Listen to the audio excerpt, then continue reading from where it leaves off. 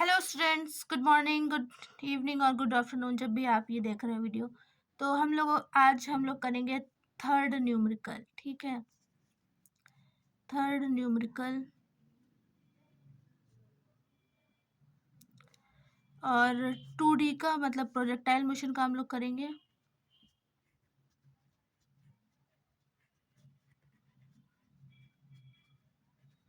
Question पूरा लिखने से अच्छा है, मैं सिर्फ आपको ग्राफ क्वेश्चन में बेसिकली एक दिया हुआ है हम लोगों को।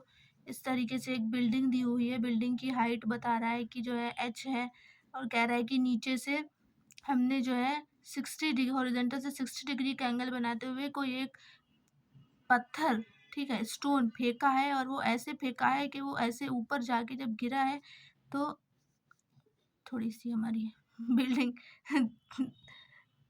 की हाइट कम हो गई। रुक जाइए, बिल्डिंग की हाइट को ऐसे कर लेते हैं। अब ये बिल्डिंग की हाइट काफ़ी है, ठीक है, ये एच हो गई, विथ कम बना ली थी हमने। ये पूरी हमारी बिल्डिंग है, ठीक है, ये हमारी पूरी बिल्डिंग है, ये पूरी बिल्डिंग है। तो ये हमारे आके वहाँ पे गिरा है, तो ये गिरा है यहाँ पे, तो ये 30 डिग्री का एंगल यहाँ पे बनाता है। और जब यहाँ से इसको फेंकते हैं तो ये 60 डिग्री का एंगल बनाते हुए हॉरिजॉन्टल से फेंकते हैं। ये हमारा फ्लोर है, ज़मीन। बस इतनी इन्फॉर्मेशन क्वेश्चन में गिवन है, और पूछ रहा है कि बता दो कि calculate the speed of projection of the stone को किस स्पीड से फेंका गया, यानी कि यहाँ पे यहाँ पे जो इनिशियली हम लोग फेंकते हैं वो हम लोगों को कैलकुलेट करना है। मैं ब्लू पेन का यूज़ करती हूँ। हाँ ठीक है, थोड़ा गंदा हो गया, बट काम चला लीजिए आप लोग।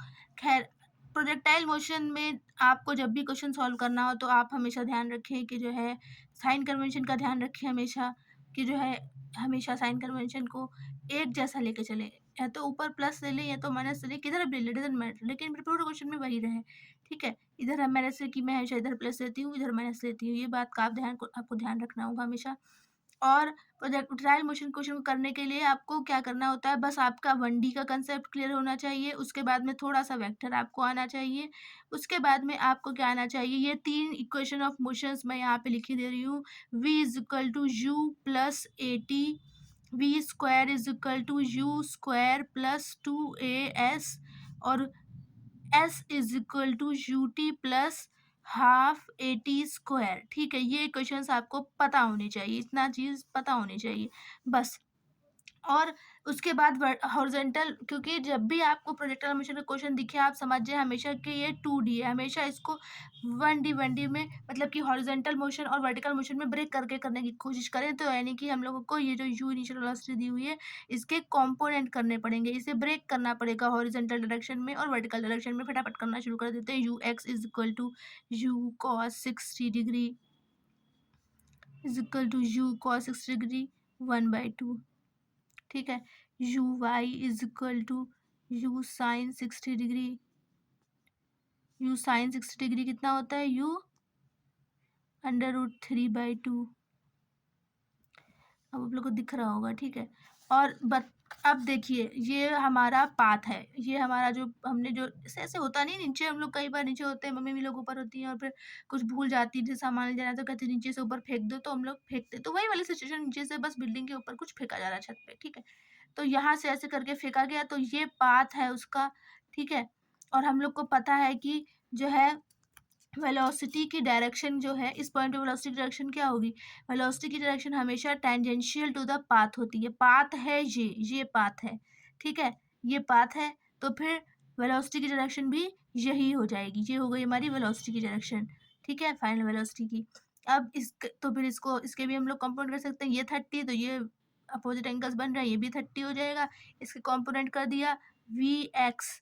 ठीक है, वी एक्स कितना हो जाएगा, वी कॉस 30 डिग्री, क्योंकि हमको पता है थीटा के साथ लगा हुआ कंपोनेंट कॉस के साथ आता है, ये हो जाएगा वी √3/2, और ये नीचे का वर्टिकल कंपोनेंट जो कि होगा वी वाई, जिसको हम लोग कहेंगे वी साइन 30 डिग्री, जो कि होगा v/2। ठीक है, अब एक बहुत ही महत्वपूर्ण बात, इम्पॉर्टेंट पॉइंट हमेशा याद रखिए कि जब भी प्रोजेक्टाइल मोशन हो रहा होगा प्रोजेक्टाइल मोशन में हमेशा और हमेशा हमेशा और हमेशा क्या होता है, जो एक्स एक्सिस होती है, जो एक्स डायरेक्शन होती है यानी कि हॉरिजॉन्टल डायरेक्शन होती है, और जो वाई डायरेक्शन होती है, तो एक्स डायरेक्शन में कोई भी एक्सेलरेशन नहीं होता है, ठीक है, एक्सेलरेशन ज़ीरो होता है। लेकिन वाई डायरेक्शन में हमारे पास एक्सेलरेशन मौजूद होता है माइनस का जी, ठीक है। माइनस बोले तो नीचे की तरफ लगता है, ठीक है, जी एक्सेलरेशन। तो ये बात आपको पता होनी चाहिए। तो यानी कि जब हॉरिजॉन्टल डायरेक्शन में कोई एक्सेलरेशन ही नहीं है, तो हॉरिजॉन्टल डायरेक्शन की वेलोसिटी को कौन चेंज करेगा? कोई नहीं चेंज करेगा। तो यानी कि हॉरिजॉन्टल डायरेक्शन की इनिशियल वेलोसिटी जो थी, यानी कि हॉरिजॉन्टल डायरेक्शन की इनिशियल वेलोसिटी क्या थी? ux u/2। तो वही जो है हॉरिजॉन्टल डायरेक्शन की फाइनल वेलोसिटी भी रहेगी। हॉरिजॉन्टल डायरेक्शन की फाइनल वेलोसिटी हमने क्या निकाली हुई है? v√3/2। तो दोनों को हम लोग इक्वल कर सकते हैं। बस ये बहुत ही इंपॉर्टेंट पॉइंट था और ये आप लोग को आ गया तो फिर काम बन गया। v√3/2। अब टू टू कट जाएगा, जाहिर सी बात है।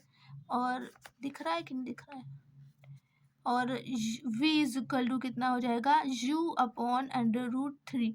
बस अब हम लोगों को सोचना है कि हॉरिजॉन्टल मोशन को कंसीडर करें कि वर्टिकल को। ये ट्राई एंड एरर से आता है, लेकिन मैंने ट्राई एंड एरर मैं कर चुकी हूँ, तो मैं दोबारा यहाँ पे नहीं करने वाली हूँ। मुझे खुद दिख रहा है कि जो है हम लोगों को ये h हाइट दी हुई है, ठीक है।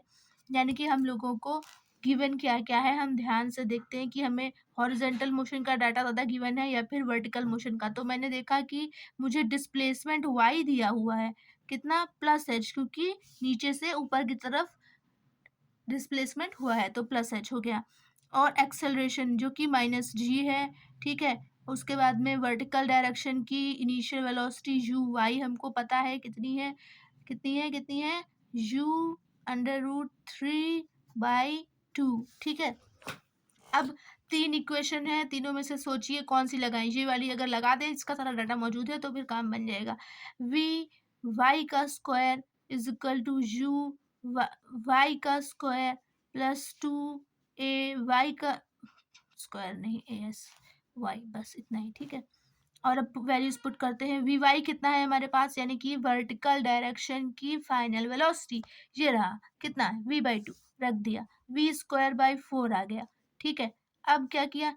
uy कितना है? uy निकाल के रखा था पहले ही हम लोगों ने।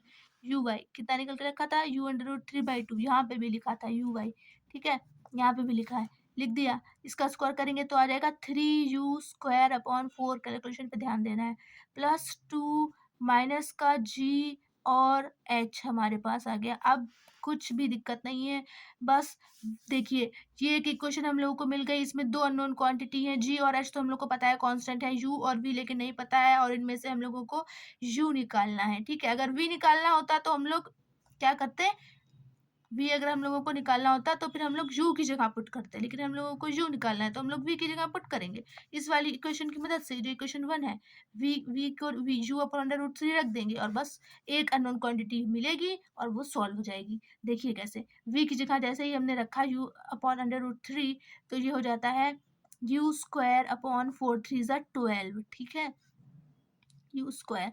और ये हो जाता है 3u²/4 माइनस का 2gh। अब सिर्फ कैलकुलेशन है, मैं सॉल्व कर देती हूँ आप लोगों के लिए। u²/12 is equal to 4, 3u² minus का 8gh, 4 1 ज़ा 4, 4 3 ज़ा 12, ठीक है। तो u² is equal to 9u² minus का 24gh। तो फिर ये हो जाएगा 8u² is equal to 24gh, 8 1 ज़ा 8, 8 3 ज़ा 24, एंड देन u हमारे पास आ गया अंडर रूट के अंदर 3gh, ठीक है। तो बस इतना सा क्वेश्चन था। हमसे पूछा था कि बताओ स्टोन को फेंका है तो किस वेलोसिटी से फेंका है, बता दो। हमने कहा ठीक है, माना u वेलोसिटी से फेंका है तुमने, और फिर हमने उसके कंपोनेंट किए, और फिर हमने यहाँ पे भी कंपोनेंट कर लिए, और फिर हमें पता है कि प्रोजेक्टाइल मोशन का जब भी क्वेश्चन हो, सॉल्व करना हो, तो बस कुछ ही चीज़ें हैं जिनका ध्यान रखना होता है। 1D, ये 3 इक्वेशंस दिमाग में होनी चाहिए, और बस हम लोगों को हॉरिजॉन्टल मोशन को और वर्टिकल मोशन को अलग अलग कंसिडर करना है, तो क्वेश्चन बहुत ही आसानी से सॉल्व होगा, ठीक है। आप पूरा एक में करने की कोशिश करेंगे तो फिर दिक्कत हो जाएगी, तोड़ के करिए, आसानी से हो जाएगा, बहुत आसानी से, जैसे हमारा यू निकल आया। ओके, आई होप आप लोग को ये क्वेश्चन समझ में आया होगा। एंड प्रोजेक्टाइल मोशन क्वेश्चंस में अक्सर स्टूडेंट्स को दिक्कत आती है, इस वजह से मैंने अच्छे से काफ़ी डिटेल में प्रोजेक्टाइल मोशन का क्वेश्चन ये लिया है और सॉल्व किया, कोशिश की है कि सिर्फ ये क्वेश्चन ही ना आप लोगों से बल्कि और बल्कि हमने कंसेप्ट इसके एक्सप्लेन किए, जैसे कि इससे रिलेटेड और भी जो भी थोड़े बहुत चेंजेस करेगा वो क्वेश्चंस में, तो वो भी आपसे बनेंगे, ठीक है। और अगर आपको प्रोजेक्टाइल मोशन का पूरा थ्योरी की वीडियोस भी चाहिए, वैसे तो यूट्यूब पे बहुत अवेलेबल होती हैं, लेकिन अगर आपको चाहिए हो तो आप बताइए, मैं कमेंट सेक्शन में कमेंट करिए और फिर मैं आपको प्रोवाइड करा दूँगी। Okay, thank you. I hope आप लोग को समझ में आया होगा।